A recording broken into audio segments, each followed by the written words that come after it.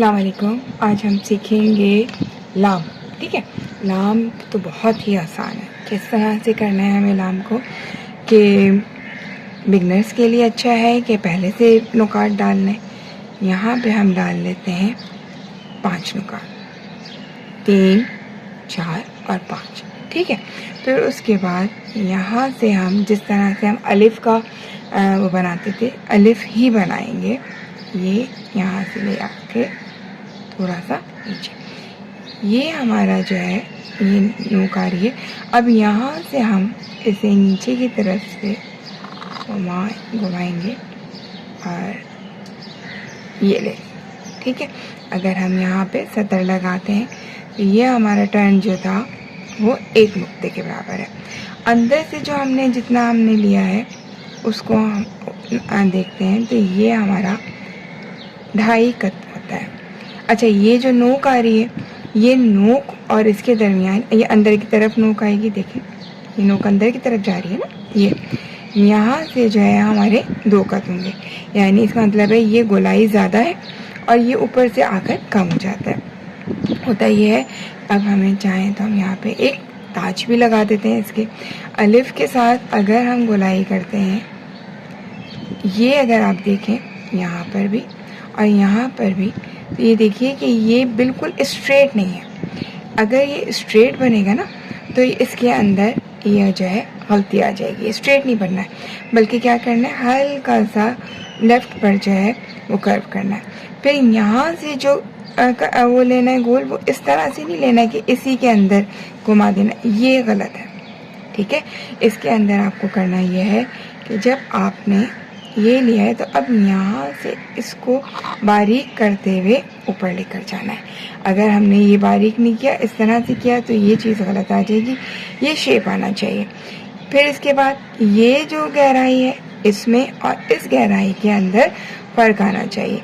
ये जो थी हमारे पास, ये 2.5 कत की थी और ये जो है ये 2 कत का है। यहाँ पे कंपोजिशन के अंदर जब हम आयत लिख रहे होते हैं तो आयत के अंदर हमारे हमेशा हरूफ के आखिर में ये वाला लाम यूज़ होता है। अगर हरूफ के दरमियान के अंदर यूज़ होता है तो इस तरह का फिर लाम नहीं होगा, बल्कि क्या होगा, इसको हम इस तरह से बनाएंगे। ये 1 नुक्ते की गहराई के बराबर होगा। ठीक है, अलिफ के साथ लिया और फिर यहाँ से 1 नुक्ते की, इसकी मिसाल क्या दी जाए। अच्छा, इसके अलावा जो है ये लाम बनेगा और लाम का ऊपर का, अब हम इसको देख लेते हैं कि इसमें स्ट्रोक्स कितने हैं। एक ये स्ट्रोक है, दूसरा स्ट्रोक यहाँ से करवाया और तीसरा यहाँ से। इसको देखते हैं, पहला स्ट्रोक ये है, दूसरा स्ट्रोक आपका ये आ रहा है, तीसरा स्ट्रोक ये आ रहा है। इस तरह से बहुत आसानी से आपके पास जो है लाम बन जाता है।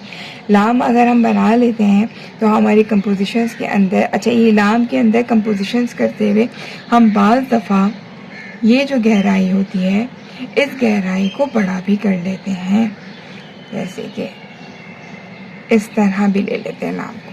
ठीक है, उस रसूलुल्लाह को अगर हम लिख रहे हैं, रॉ लिखते हैं, चले, ठीक है, ये रॉ लिखा, फिर हमने सीन आया हमारा,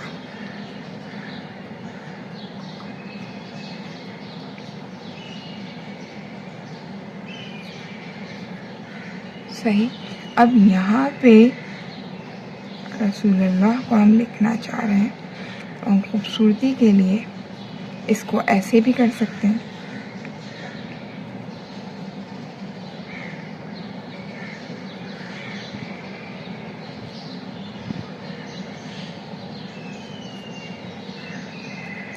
ये वाला नाम जो है ये हमने कंपोजिशन में क्या किया है, बड़े साइज का लिया।